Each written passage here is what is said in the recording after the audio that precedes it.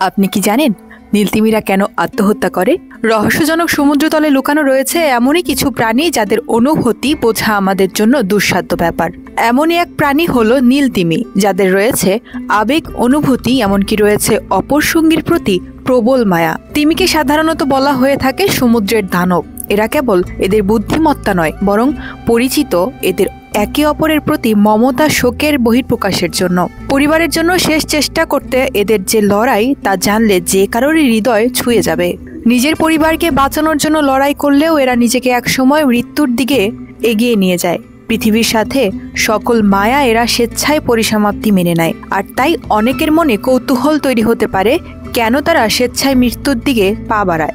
বিভিন্ন কারণে এরা নিজেদের মৃত্যুর দিকে এগিয়ে নিয়ে যায়।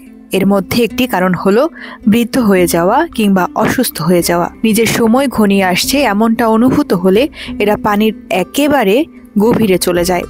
এ সময় তাদের শক্তি ফুরিয়ে আসে, যার কারণে এরা শিকার করতে পারে না। একসময় এরা নিস্তেজ হয়ে পড়তে শুরু করে। এরপরই নিজেকে সমুদ্রের গভীরে সঁপে দিতে প্রস্তুত হতে থাকে।